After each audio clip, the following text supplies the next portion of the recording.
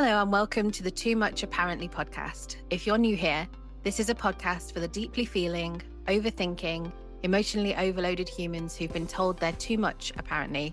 And if you're back, thanks for choosing to sit with us again.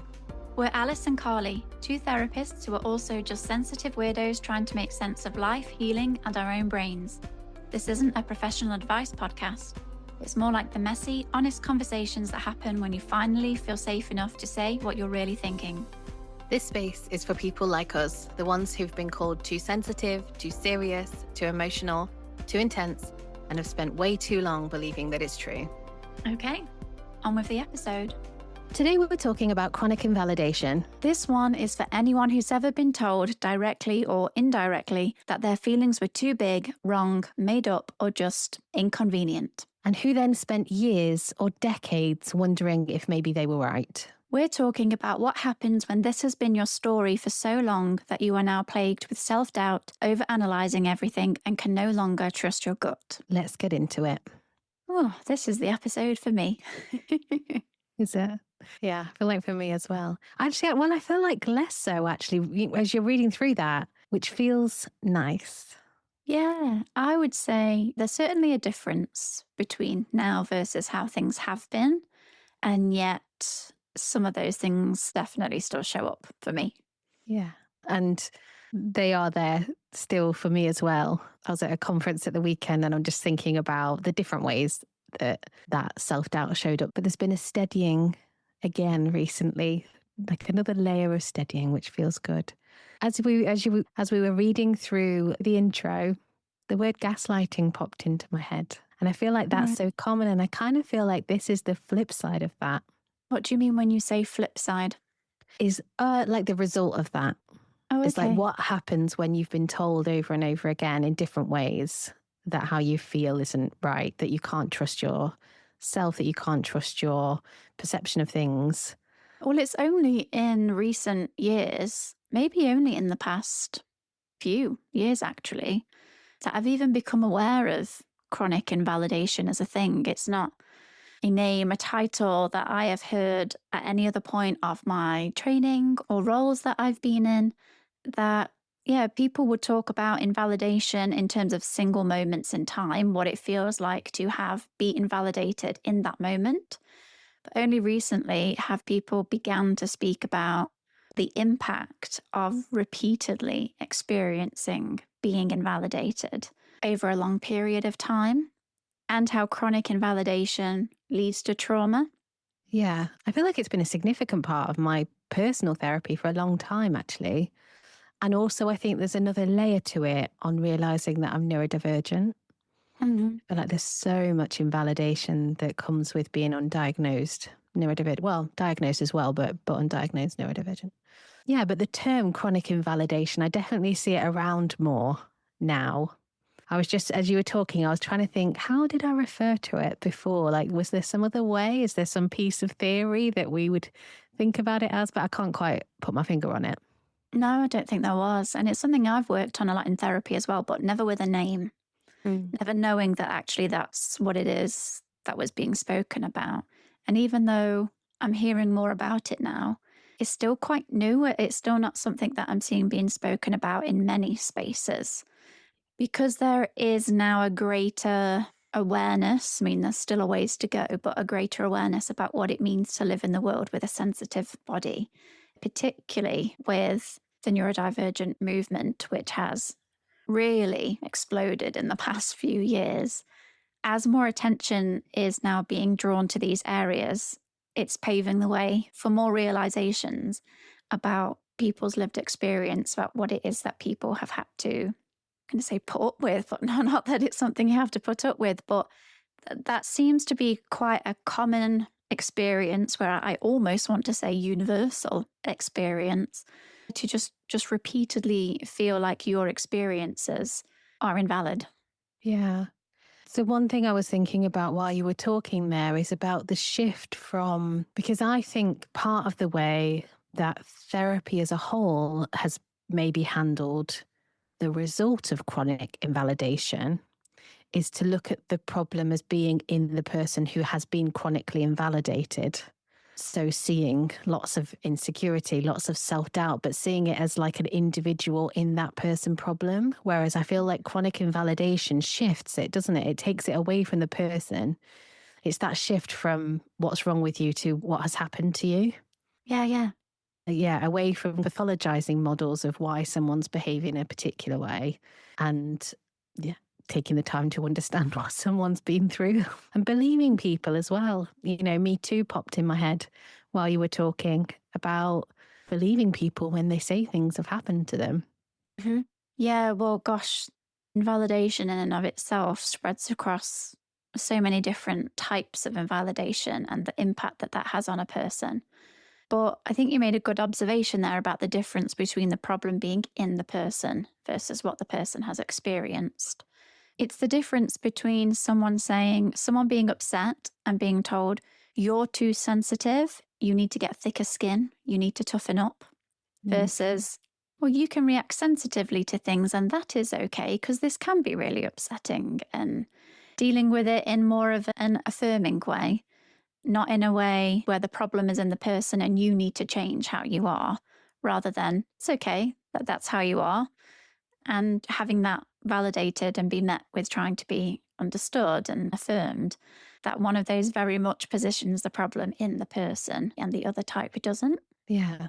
And I think that's why it felt so important to have this episode. You know, the part about it not having been spoken about very much, that maybe some listeners won't have heard about it, or maybe have started to see about it and think, oh, what's that? Or, oh, yeah, that's me. Yeah, just that it's a thing. Well, firstly, what does it mean to be invalidated on a singular level?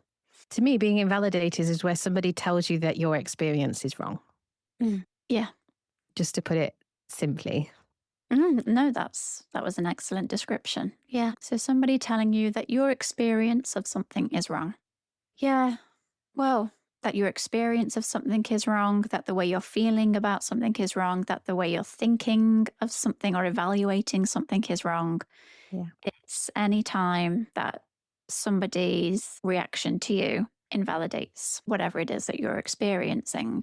That sounds quite overt and it's not always overt. So if you were to say, this thing happened to me and I felt really rejected, for example, Mhm. it doesn't have to be as overt as someone saying, no, you're wrong about that. That's not how you should feel. You should feel this way. Sometimes it literally is that. And other Yeah. times it's more subtle. Mhm. Well, maybe they meant it like this, or, oh, I'm sure that's not how they meant it to come across.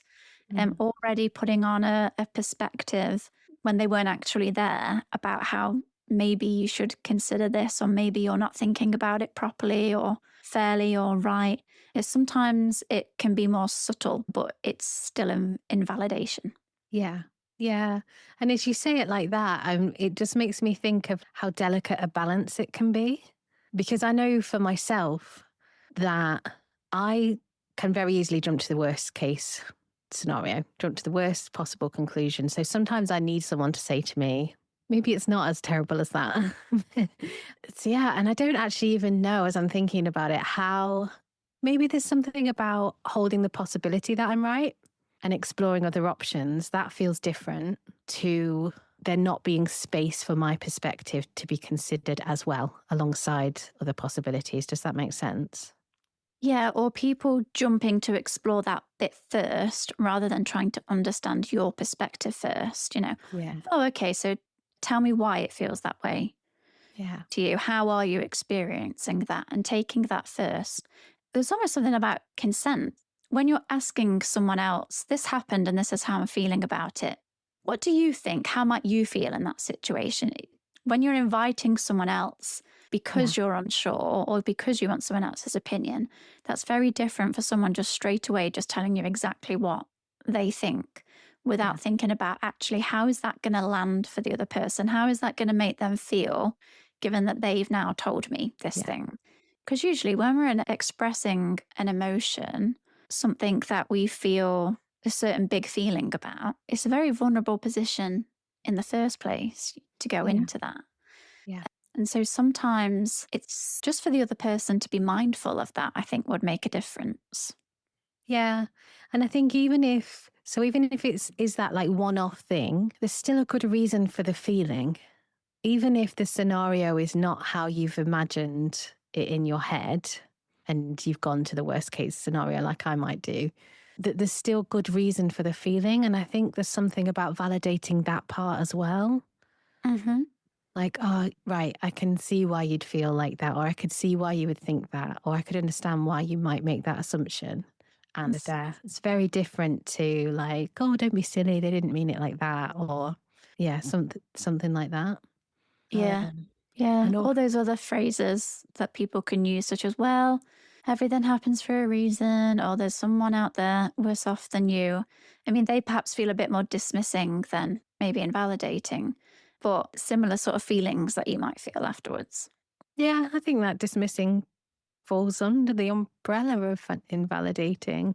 Yeah. And also, it made me think about the word chronic. So I used to think chronic meant acute, like You got them severe. mixed up. Yeah. So, like, chronic back pain was like, oh, yeah, really bad back pain.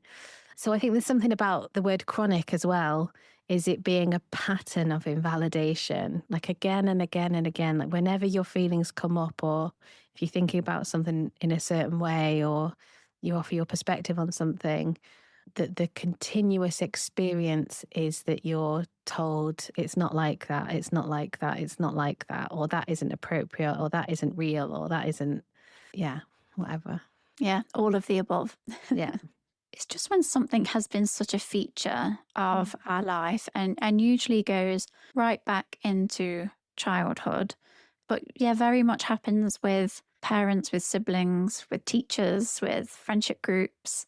It can spread across all things, and people might experience it in different places or with different people, or even in all of those places with all people. But that drip, drip, drip of you are wrong, Yeah. that's not reality. I think that that's the part that can make it feel a bit gaslighty, even if that's not the person's intention. Yeah. Just the impact of that on a person and how they see themselves and engage with their own thoughts and feelings is absolutely huge. Yeah. It just feels like the basis of everything, doesn't it? If you can't trust your own thoughts and feelings, how do you begin to engage in the world in a way that feels okay? Hmm. Yeah. So I know that I've experienced chronic invalidation a lot, like for a long time and across a lot of different relationships. But when I was thinking about this episode, I was finding it really hard to put my finger on experiences that I could talk about, specific experiences that I could talk about as examples. And that kind of felt like a reflection of how I experience being invalidated, that I don't think I realize in the moment what's happening. I maybe get a feeling in my body. I think it's kind of like, yeah, maybe like a heaviness in my stomach. I think I often get like a wobbly feeling in my arms as well. As Right. there's that, so there's some kind of body level recognition of this person doesn't get it, but it doesn't quite form as a cognitive thought. And it's almost like a confusion, like I just go into a confusion state. And probably because it's happened so many times, yeah, there is that self doubt of, oh, have I misunderstood this as well? But it feels so real in my body. So how can I have misunderstood? And then also, I wondered about like delayed processing, which I think is quite common among neurodivergent people. And then I wondered about, is delayed processing a neurodivergent thing specifically? Or is it that we've learned so many times that it's not safe to react to certain things, that our unconscious shuts things down until we're in a safe place to think things through and make sense of it? And I don't know the answer to that. Yeah. No, but it's interesting to ponder. It could potentially be either, and it could be both. Mm-hmm. But I feel like that has to play some part, especially because not only do we take in so much more information that we need to have time to sift through, and where we can't be as reactive in the moment because data overload. But at the same time, we've then also learned that we have to really analyze then all of that data to not get it wrong, to not say the wrong thing, to not be invalidated. That potentially it's those two processes coming together at the same Yeah. time. Yeah. But you're right. I think that's why perhaps this is something that's not really been named before until this term, chronic invalidation, Yeah. has come forth. Because so there are very specific things in my mind that I can connect to being invalidated. Mhm. But the reason that they stand out is because they're not everyday situations. Mm. So I have memories of chronic invalidation that stand out very much, but that's because they're directly tied to a disclosure of trauma. So they're Okay. much more heightened, and I can very clearly remember exactly what that felt like in those big moments. Sure. But the everyday scenarios of Yeah. smaller, but still just as important moments of just saying something to a friend and getting an invalidated response back Yeah. because well, I'm going to go back to when I said drip, drip, drip. I feel like the bigger, more noticeable ones are like a huge flood of water crashing down. You can really know what that was and how that felt. But in the smaller drip, drip, drip moments, they're still just as impactful. They still create the sea at the same level. Just kind of running with this metaphor. It's not quite working, but I'm going with it. Well, yeah. But the drip, drip, drip still adds to the sea of invalidation and is just as impactful and important. But they're just subtle and more noticeable or expected, or you just shrug it off because you don't always cognitively notice the invalidation. Yeah. Like you said, I think it can be quite body based. Mm. You might have a thought of, actually, if I was going to have any thought about it, it might be disappointment. Yeah. Like I Okay. might feel a sense of, oh, I feel disappointed that that's how that person has responded to me. But otherwise, it is just saying something, someone responding, and there's just a feeling inside, almost like a crippling. I would kind of going Mm. inward. It's going to be shame again, isn't it? It's always shame. But where Yeah. shame is like, ah, hello, we shouldn't have said anything. You're wrong. You're embarrassing. You're sensitive. You're being dramatic again. All of basically that Yeah. little quiet voice that you might not necessarily know is what you're hearing in the moment, but the feeling is there. But then the conversation moves on and you're onto something else, and it's like it is forgotten now, but it's not really. It's still there and it still is existing in the background. Yeah.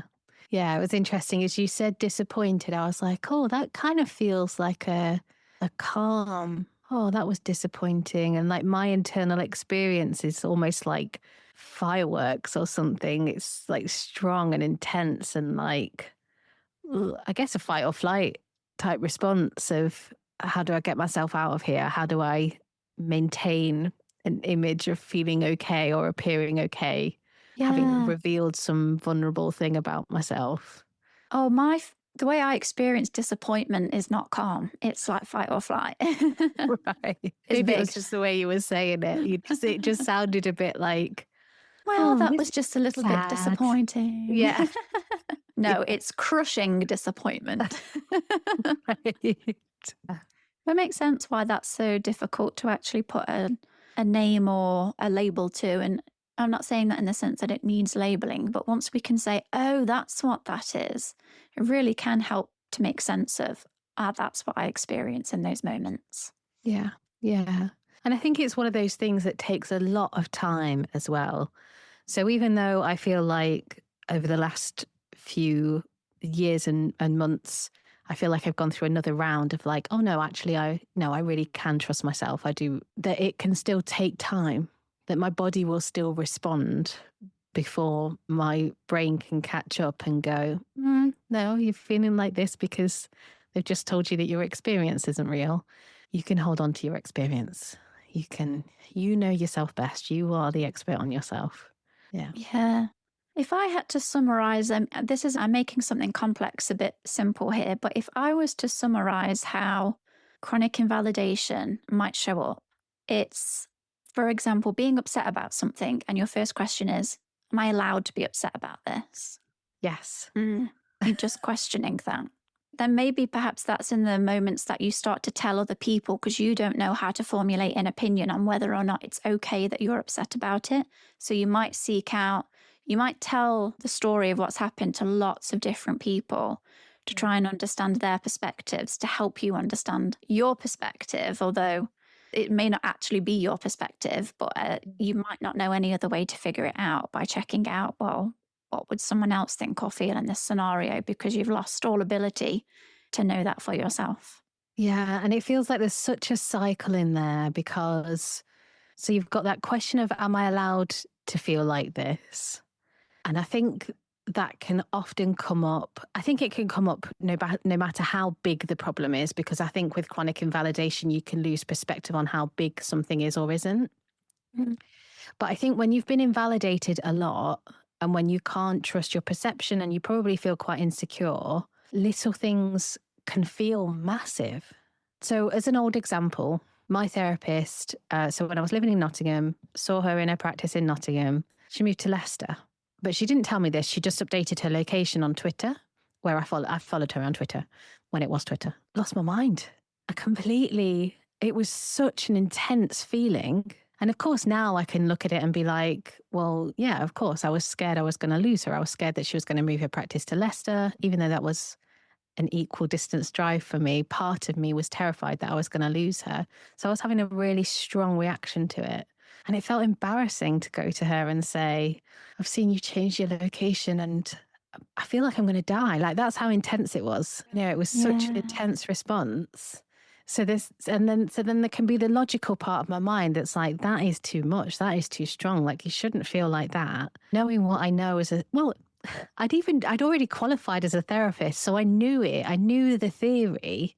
I think this is another really important part of things as well. The difference between knowing something in your mind and knowing it in your body, and the ways that your unconscious mind can react to things faster than you can make sense of things. Mm-hmm. But yeah, it was huge. And that question of, is it okay to feel like this? What I say to my clients a lot is, it is how you feel. Whether it's okay or not, it is how you feel. So let's meet you there. And also, who gets to be the judge? Who gets to decide? Is it? I always imagine like a family fortunes panel, where they say, we've asked 100 people whether it's okay or not. Like, Oh, yeah.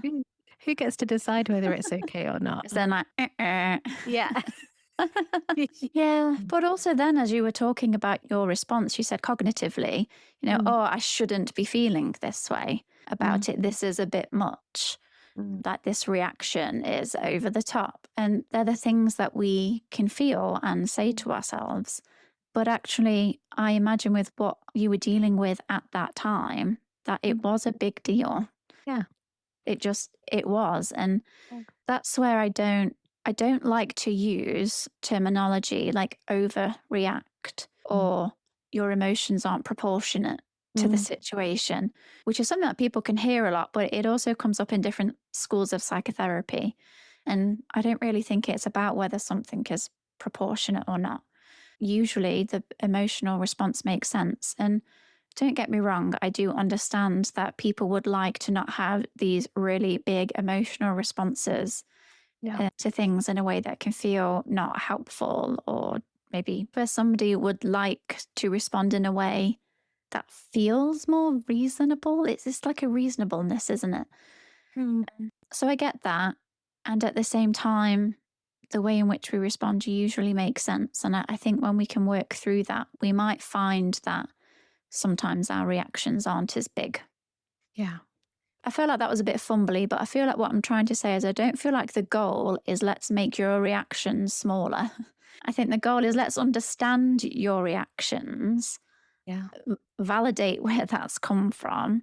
And when you understand those things more, I think some reactions naturally then aren't as big. Your capacity to tolerate things that go on gets wider. And I feel like the focus shouldn't be on, are your emotions proportionate, but let's look at your emotional capacity as to why sometimes these things feel really big, which is totally different to invalidating someone's emotional experience. Yeah. Yeah. And an inevitable part of experiencing chronic invalidation is then turning that on ourselves and invalidating ourselves. And what I often say to people I work with is, the feelings are so big because you keep pushing them down. You keep making Yeah. them shut up. So they're having to get louder and louder and louder. They're having to scream at you because you're not listening when they're whispering. And when we start to make space for the feelings, they just become more tolerable. I'm trying to think, like, do they get smaller? Does the volume turn down? I don't know. I'm not actually sure. I don't think they do. I think I'm thinking, so if I think about my own emotional experience, I have big, intense feelings, like we were saying before, like it's a really super intense feeling. Still, even after years and years of very good therapy, the intensity of my feelings hasn't gone away. But what has gone away is me turning on myself. I am no longer another voice most of the time saying to myself, it's not okay to feel like this. You shouldn't feel like this. You shouldn't.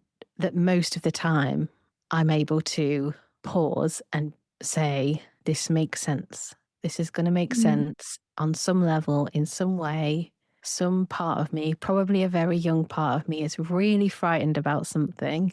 And it's okay to feel like this. I think there is another piece around the impact that this then has on relationships. And I think so again, I'll speak from my own experience, but part of my experience has been withdrawing from relationships where I'm invalidated a lot because it really isn't good for me.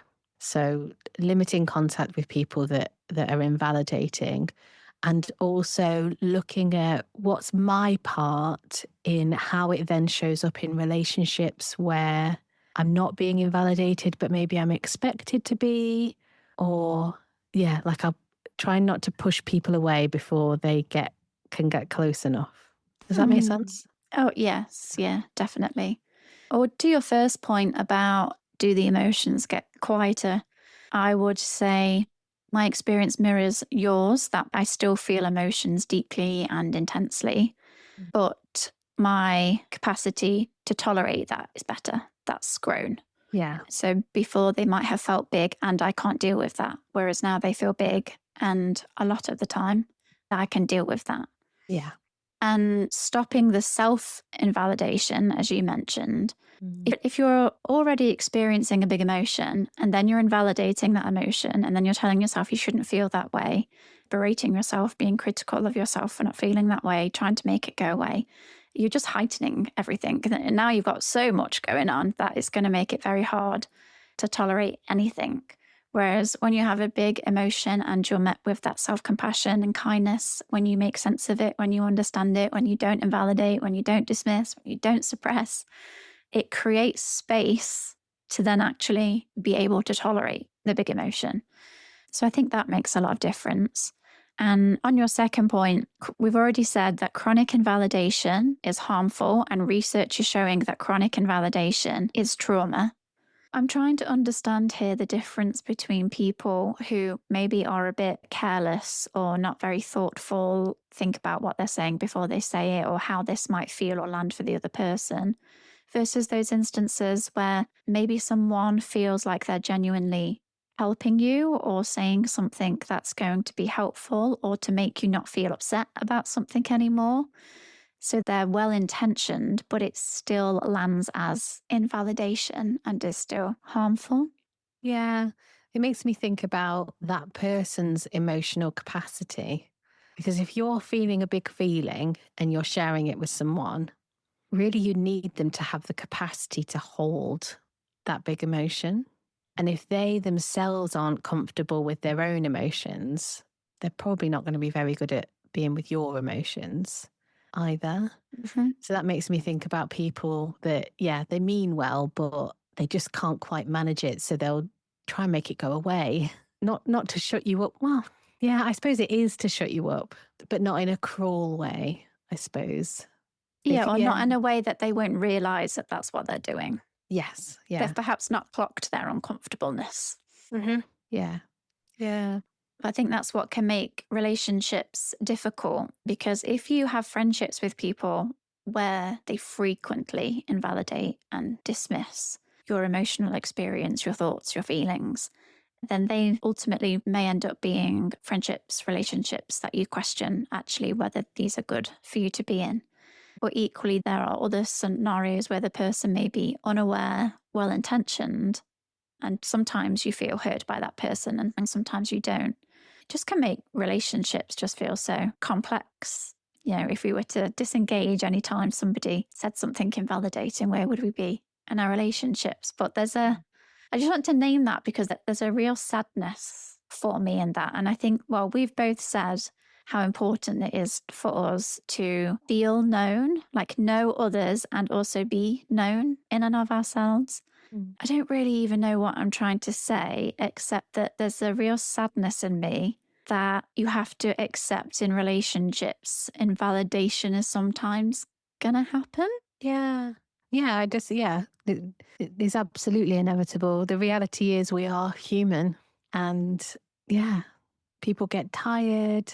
Nobody has perfect emotional capacity, and it's not always the right time to go into an emotional thing. If you're going into a job interview and something really sad has happened that morning, you can't really take the sadness into the job interview. Even if it was for a psychotherapy job, you still wouldn't, Right. right? You probably still wouldn't. But yeah. So invalidation is always going to happen. And again, that just brings me back to context of how does this relationship usually feel, or relationships or organization, whatever it is. Yeah, that the context is important. Mhm. And if you push back a bit, if you push back and say, no, actually, can you just come back to me because that's not how it is. It is, it really feels like this. Do they double down, or do they say, oh, sorry, yeah, let me listen? Right. Yeah. There's something there as well.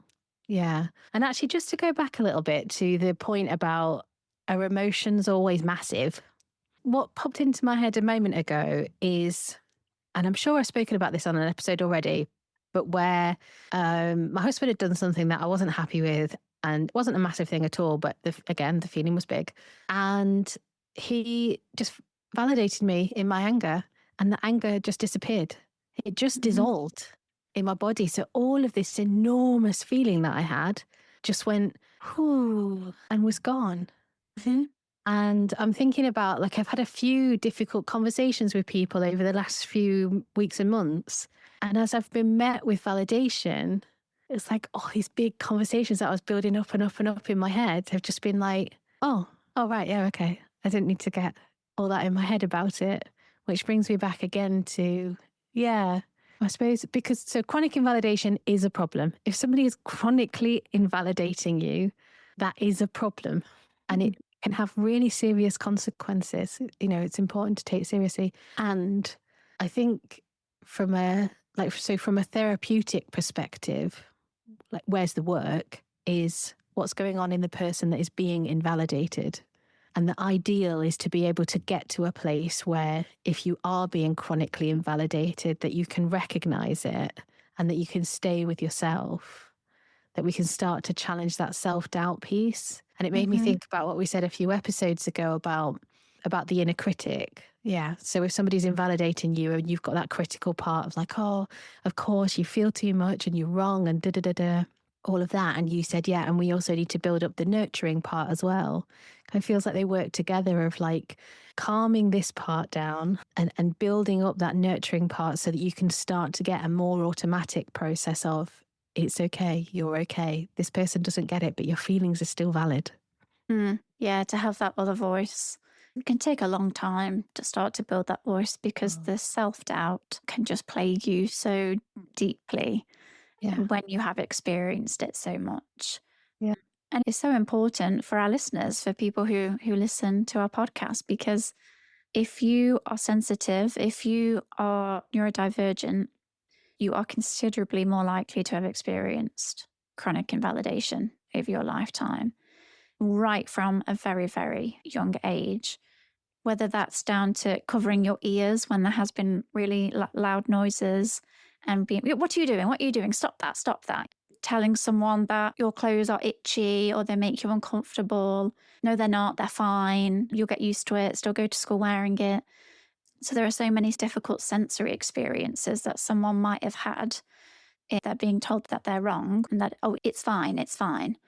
Yeah. Just thinking about ADHD and how ADHDers will have received a significantly higher negative comments and criticisms over their life than someone who isn't ADHD. But that in and of itself then forms a part of invalidation. So when you've genuinely forgot to do something and your parents like, but I literally just told you, like, no, you haven't, you're lying, or don't make excuses, just being careless. There's so many things that people might have heard that can just lead them to doubt their reality. Or maybe I didn't forget. Maybe I am just making this up. Or maybe I really am like this. Maybe I really am like that. Maybe that's not the case. Maybe there is just something wrong with me. I should be okay with this. The invalidation can take so many forms. That's not just purely emotional, but just in terms of the way in which we are in the world. And if we are deeply feeling people in sensitive bodies, if we're surrounded by people who aren't that, they're not going to understand our experience. And sometimes, unfortunately, rather than trying to understand that our experience of the world is different, we just get told we're wrong. Yeah. Yeah. It even makes me think about babies. So when my eldest was a baby, cry it out was still a big thing. Mm. And I feel like that is a form of invalidation as well. That you've got this baby crying and you just don't respond to it because some I'm trying to hunt around for yeah, not a swear word. Some person has written a book and told you to leave your crying baby screaming their head off. But what you're Mhm. essentially giving the baby the message is there's not a problem. Mhm. And I'm not going to respond to whatever you think the problem is. Yeah, I'm not coming for you. Yeah. Yeah. Mhm. So even, yeah, it can go right all the way back to the very beginning of your life. Yeah. Yeah, it really can. Mm. And just thinking about the way in which that impacts a person fills me with so much sadness. Mm. Yeah. It's very difficult to have a strong sense of self, to have a good enough level of self esteem, or to have a sense of confidence in yourself, to trust your intuition, trust your gut, know how you feel and know that that's okay. All of that, you can't develop any of that. No. It's just the basis for so much, isn't it? Hmm. Yeah. I feel like I've got a lot of energy in me as we're talking about this of like, how do we get this more known? How do we talk about this even more? Like, it's such an important piece of certainly the work that I do. I'm sure it is for you as well, just thinking about the kind of people that you work with. Yeah. And it is just missed as trauma. I think unless you know what chronic invalidation is and the impact that it can have, I just don't think you'd really clock it as trauma. I think loads of people that I work with when they come to me still think of trauma as just road accidents and war and those big things. But yeah, this has such a it just feels like it just interrupts the very building blocks of what makes a person, doesn't it? Yeah, that makes me think of the quote by Gabor Mate, Hmm. because a lot of people, when they hear of trauma, they think of the event, an event that is clearly a traumatic event. Hmm. But the event is just the event. It's not what matters, isn't necessarily the event, it's what happens within us Yeah. because of that event, which is Gabor Mate, a well known trauma researcher. And yeah, he says trauma is not what happens to you, trauma is what happens inside of you as a result of what has happened to you. So when you consider that chronic invalidation affects you on so many different levels that fundamentally change the way you see yourself and interact with yourself in the world across your lifespan. Mm. You can't really get a better definition of trauma than that. No, and that makes me think about the outcomes for people who experience traumatic things but have a safe person to like debrief with or talk things through or, yeah, be understood in their experience of that traumatic event versus somebody who doesn't. And when we're talking about chronic validation, I think quite often we're talking about the person that we thought was safe or hoped to be safe being the person that is saying whatever you've experienced was not real or not that bad or whatever. That feels like a compounding trauma in itself. Mhm. Absolutely. Mm. Yeah. This is something I talk about a lot in the trauma work that I do, but particularly when someone has been harmed by another person and then discloses that to somebody else. And there's a really great article that Carolyn Spring wrote. So Carolyn Spring is a survivor of abuse and now does lots of research and training for a wide variety of professionals on the impact of abuse. But she wrote a great article for anyone that might want to find it. Although if you have experienced trauma, just with some caution, because there are things in that that might be tricky. But she wrote an article called The Trauma and the Bears. I can't go into the whole thing now, but essentially it's talking about imagining that you live in a prehistoric community of people and you go out into the woods with your tribe to forage for food and you come across a bear and a traumatic event happens with the bear. And then you return to your camp, you return to your community. And what happens when you return to your community is really key in how the trauma goes on to impact you. And where, as you just said, a secondary trauma can occur on top of the original trauma. So if you go back to your community and you share what's happened and you're met with a warm and loving response, people who seek to understand what happened to you, people who automatically believe what happened to you, and then say, oh, okay, how can we protect the rest of the community from this bear and it's taken seriously? If you have that experience, research shows you are less likely to go on to develop PTSD. Right. Versus if you go back to your tribe and they say, well, what were you doing in that part of the woods? You know, bears can go there. So it's kind of your fault that you got attacked. You shouldn't have gone there in the first place. If you go back and you're not believed, well, I can't see any evidence that you were hurt by a bear. Did that really happen? So if you're not believed, if you are blamed, if you are dismissed, if you're kind of just ignored, nobody really takes it seriously, then you are much more likely to become traumatized by that event and have a secondary trauma on top of it. And the other example is actually if you don't have anyone in your community that you can even go to share that this happened and what it's like to just be left alone with it because there is no space to even take it to in the first place. So the article is brilliant for how it talks about it. It goes into detail in the different types of trauma responses and what might happen in that scenario, and then what happens when you return to your community. But it really highlights how the way in which people respond to you in and of itself can cause another trauma on top of the trauma that you've already experienced. Which is just why chronic invalidation is so important to speak about, both in those bigger event scenarios but also in the everyday ones that we've been talking about. Yeah. Feels like really helpful imagery to think about how these situations might impact us. Really brings it to life. You can really feel it. So we've said quite a lot so far, and I wanted to just bring in how this can impact therapy sometimes, because just because you're in therapy doesn't mean you're suddenly going to feel safe enough to share things. And I think this is really important. If you've been afraid to share things with people because you've been invalidated so much, you're probably going to be afraid that your therapist is going to invalidate you too. Mm-hmm. Even if you've got lots and lots of experiences where they haven't invalidated you, that actually it would make sense if you're holding on to something that you're too scared to tell them, or you feel like you're making a fuss about nothing. Yeah. And that can be a horrible and lonely experience. And I've been through a few times with a couple of different therapists where it's taken me so long to build up the courage to say, I really need to talk about this thing with you, but I'm scared to do that. So yeah, if you are feeling like that, you're not alone. I think a good way to start with things like that is to start the conversation without putting any pressure on yourself to share what the thing is, to just bring in that there's something that you haven't said and you'd like to discuss why you haven't said it rather than talking about the thing. Mm-hmm. It can be such an uncomfortable experience to be sat with. So I just wanted to say it in case anyone else is in that same position. Yeah.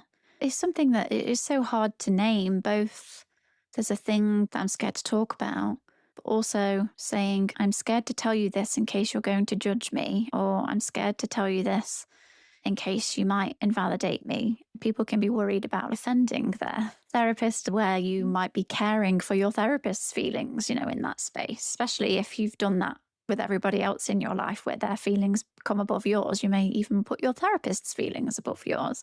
Yeah. So it can be so hard to talk about that.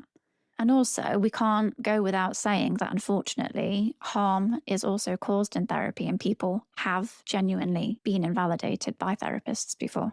Yeah. Yeah, that is absolutely true. Which I think is what makes it so scary, isn't it? If your therapist is the only person or one of a very small number of people that you feel like you can trust to talk things through with, if you've got something to talk about and you feel like you're going to offend them or you might lose the relationship somehow, that makes it, yeah, just puts more pressure on it, doesn't it? Hmm. Mm. Yeah. But good if we can start to name that that's what's going on Yes. in the Yeah. therapy. Yeah. Yeah. And when I have managed to do that, it has been really good to be able to do Yeah. that. Yeah. Mm. Well, how do we start to untangle this if we recognize that, oh, okay, maybe this level of self doubt that I am plagued with, where I can never really trust my thoughts and feelings and opinions about something? Where do we start to unpick that and challenge that? Yeah. Again, that just feels like such an enormous question. And that it feels like such an individual thing because there's usually, yeah, layers upon layers of things. So it's like, where do you start to find the beginnings of threads? I suppose I wonder about looking out for some of the phrases that we've said today. So when you said about, am I allowed to feel like this? Hmm. So, increasing your self awareness by Mm, recognizing what mm, you do, what you say to yourself when you experience an emotion about something, clocking yeah, how you're talking to yourself about it. yeah, yeah. I kind of like I don't want my answer to be go to therapy because it's not always accessible for people to do that. And I guess the complication is that to heal from chronic invalidation, you're going to need a safe person. Hmm. You're going to need a safe relationship where you can start to feel your feelings and not invalidate yourself. Mm. So perhaps Yeah. that's another piece is, yeah, so that kind of increasing the self awareness, noticing the things that you're saying to yourself and seeing if you can notice when you are invalidating yourself Mm. and starting to change that a little bit.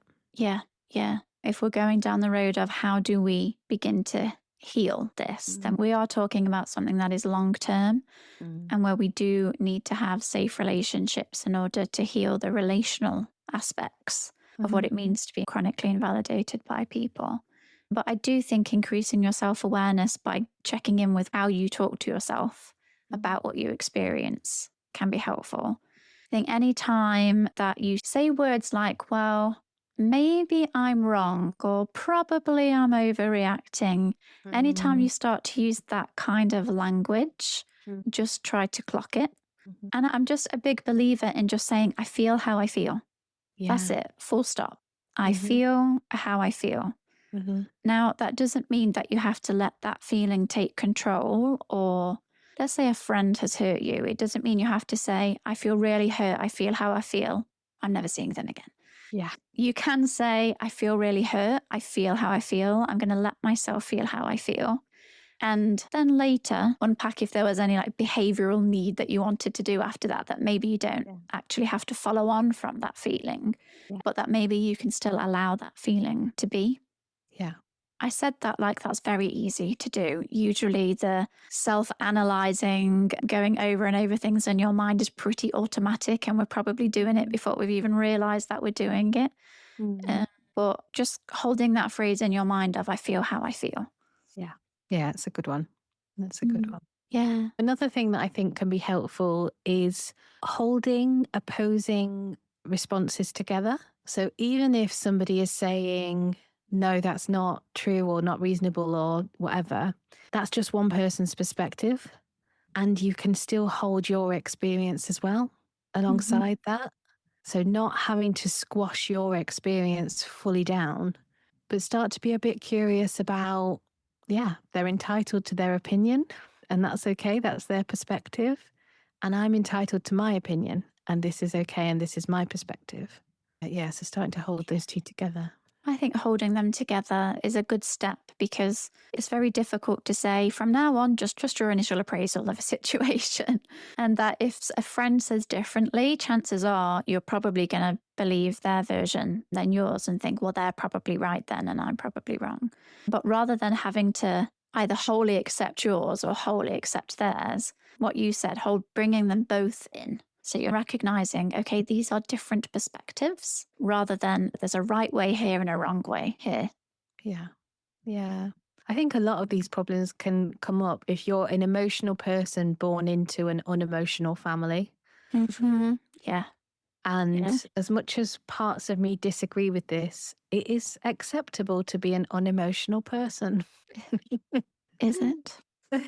For them, it's fine. Yes, it is, even if it's something I cannot comprehend. Right. Yeah. My body is like, no, it isn't. But I guess it's the reality. We're not going to force them into being emotional people. And we can make space for ourselves to be emotional. Hmm. Yeah. Yeah. Well, I'm really conscious that we need to end this episode, and I'm really wanting to keep talking. There's so much more to say. We've not actually done a part 2 on an episode for a long time, so maybe we could actually part 2 this at some point. Yeah. Yeah.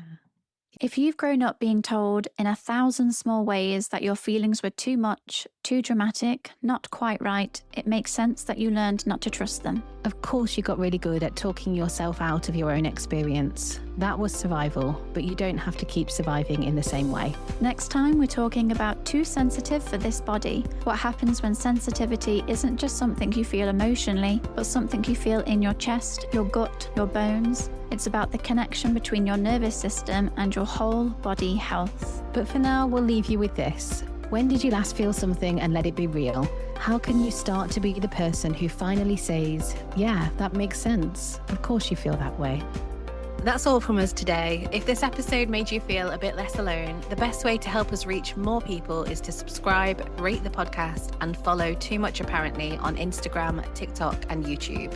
Those simple clicks help other sensitive humans find us when they need it most. Thanks for listening, and we'll be back soon.